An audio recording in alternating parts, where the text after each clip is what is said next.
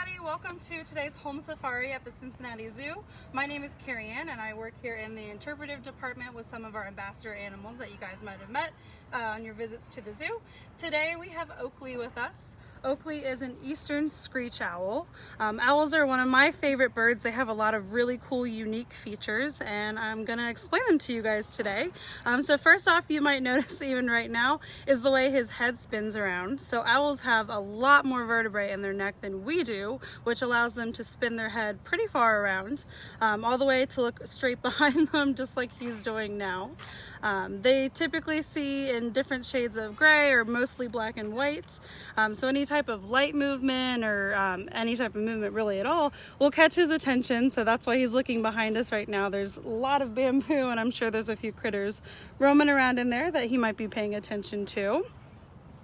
Another big feature of owls are those eyes that you guys see. So he has these really big, beautiful eyes. You might even see them dilate in and out quite a bit. That's just him focusing his vision to look at the world around him. Another one of my favorite things about them are their ear tufts. Not all owls have ear tufts, but eastern screech owls do. And you'll see they stand straight up when he's paying attention to something.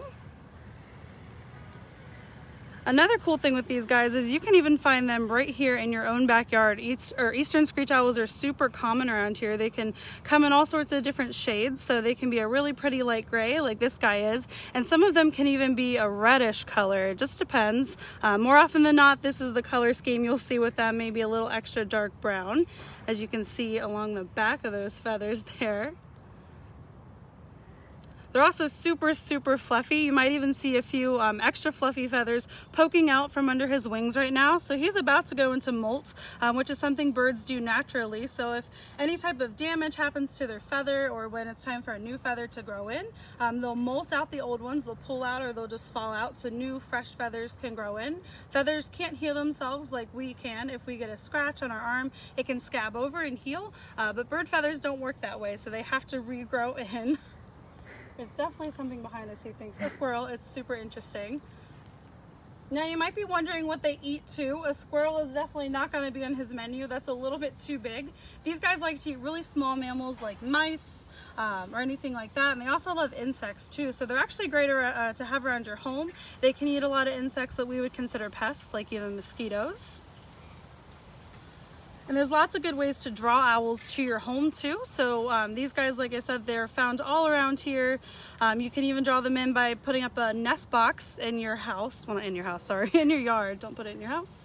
And those are tutorials that you can look up online. I've done some myself and it helps kind of build a better home for wildlife and bring them into your own yard to observe, which is pretty neat. If you guys do have questions during this time, please feel free to ask. We'll be happy to answer them. I know owls are a lot of favorite animals for certain people. Now, sometimes you'll hear an owl and people will refer to it as a bird of prey or a raptor, and that's a specific set of birds. So what makes a bird a raptor are a few things. First off is their beak, if it is hooked. Second are their feet, if they have talons. And then third, if they're a predatory bird. So that means that they're a hunter, and that is exactly what an owl is. So things like owls, hawks, falcons, those are raptors or birds of prey, whichever you prefer. Another favorite thing of mine with these birds specifically, you'll see those really light fluffy feathers on the front of their face and almost like these long little thin whiskers. So those are feathers too, and that can help them sense insects or just anything around them, similar to a cat or dog. Emily wants to know how old Oakley is. Yeah, so Oakley's actually pretty young. He came here with his brother and they are both 2 years old, but they got to this adult size fairly quickly, just within a few months.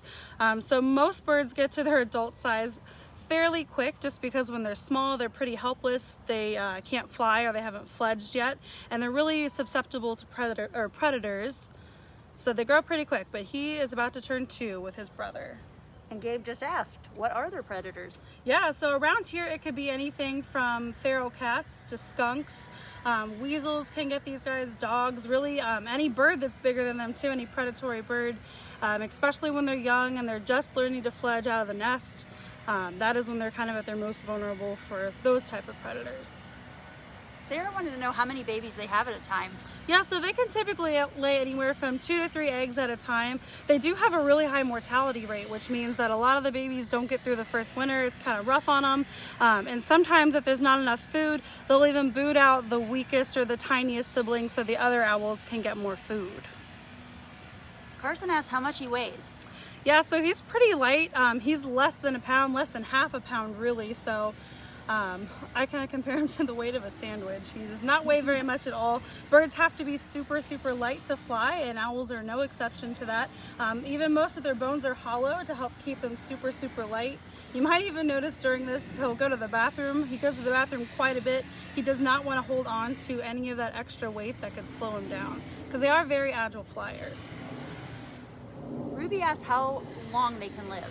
Yeah, so here at a place like the zoo where they're under human care and they don't have any predators and they're fed, they have shelter, he could live well into his mid to late teens, maybe even early 20s. But in the wild, it's a little bit closer to 10 or 12 years or so, just because once they get to that age, they slow down, season's a little harder, they might not be as quick, food might be harder to come by. But here they usually live much longer. Olivia wants to know if they have teeth. That's a really good question. So they do not have teeth, but he does have that beak. And like I mentioned earlier, it's hooked and shaped especially for tearing into things. So even if he catches a piece of prey that he can't swallow whole, he can use those talons and that beak to tear it apart into bite-sized pieces for him to eat. Ethan asked, what sound do they make? Yeah, so they make a sound called a trill. I am terrible at it, but it's kind of like a high-pitched purr. You might hear it in your own backyard if you're really, really quiet and you listen, especially during the summertime, right when the sun sets. They're usually starting to get up and moving because they are nocturnal animals, which means that they stay awake through most of the night. That's when they're most active and they're hunting, and then they sleep and rest during the day. Josiah asked if they're endangered. Another good question. So luckily enough, they are not endangered here.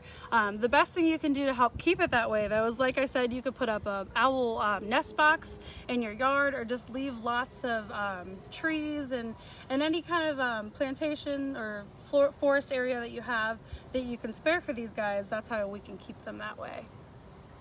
Addison asked if they live in family groups or do they live alone? So they typically live alone. They're solitary. You may see a bunch of them in the same area if there's a lot of food available there. But once they fledge and can hunt and fend for themselves as juveniles, I guess you could say, they are on their own, except when they come together to breed. They usually breed with the same owl for the rest of their life. Males might pick up a couple extra females, but usually the female will stay with one male. Anna asked, what is their best sense? That's a tough one. So it's kind of a tie, I think, between their hearing and their sight. They do have very, very, very good eyesight, but their hearing is almost as good, which allows them to kind of listen down to the forest floor for those little tiny mice or things like that that they might eat. So that's a really close one, but I'm gonna have to say it's a tie between those two.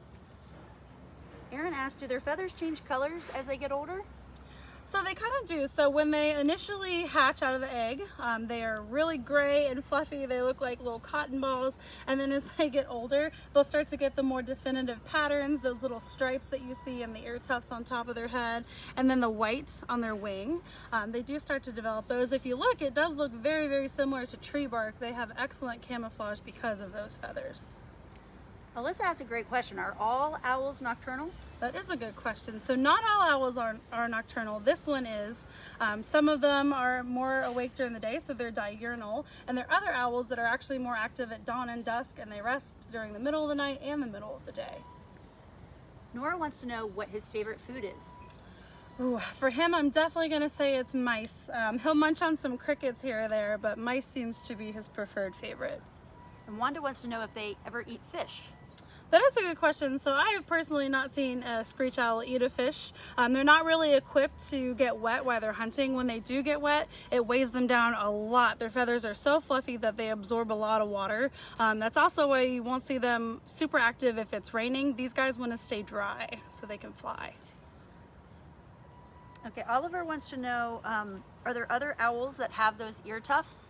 Yeah, so lots of different owls do have those ear tufts. It just kind of depends species per species. But another cool thing about their ears is most owls, all that are nocturnal anyways, have asymmetrical ears. So that means that one ear is higher up on their head and one ear is lower on their head. And that actually helps them hone in on a sound they're listening to better than if their ears were symmetrical like ours were.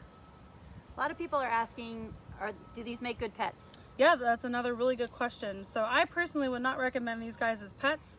They have a really specialized diet. It's expensive to feed them. It's expensive to care for them. They need a lot of room. Their activity level is very, very different than ours. Great example, we have a whole team of people here to work with these guys. They need quite a bit of attention. So I would not recommend them as a pet. And you need a permit most of the time to have a bird like this. Does Oakley use any enrichment activities? He does. So we give them different enrichment. They seem to react best to anything that is a sight enrichment or an auditory enrichment. So sometimes we'll play native bird sounds on a radio for them, or we'll give them things like bamboo or anything to kind of change up the environment for them to explore. We might put their food in a puzzle feeder and they have to figure out how to get it out, or even just put their food in different places in their home and they have to hunt around for it. Is this the smallest owl in the world, asks Aaron? They're not. They're one of the smallest owls in the world, but not the smallest. Burrowing owls and dwarf elf owls are a lot smaller than them. And everybody's favorite question is, who is his favorite keeper? Oh, geez. See, that's a tough one. I think they pay more attention to how we handle them versus who, no pun intended, is handling them. These guys just like a really steady hand. They like consistency. They don't like to be surprised. So we just go in and everyone handles them the exact same way, so they know exactly what to expect, and that's what keeps them comfortable. And everybody's really good about learning to read their body language too. If they're not comfortable, they have the choice to come in or out. They do not have to. So we train everybody the same way. So I say it's pretty even across the board. So for the activity that we have for you guys today, we would like you to make your own Screech Owls at home. You can use any supplies you have. Pay attention to the different textures that this owl has. The texture of the feathers on his face are a lot different than the ones on his wings. Also, same with the beak and the cute little ear tufts. So again, you can use cotton, construction paper, cloth, anything you had to design an owl that looks like Oakley. And you can even get more fun with it and pick out some of your favorite colors and make a sillier version. You guys are welcome to upload those right here onto this Facebook page, or you can hashtag Home Zoo Safari. We love to see those guys. And we appreciate you guys joining in for the Home Safari today. We'll have another one ready for you tomorrow at 3 p.m. and thanks for joining us, guys.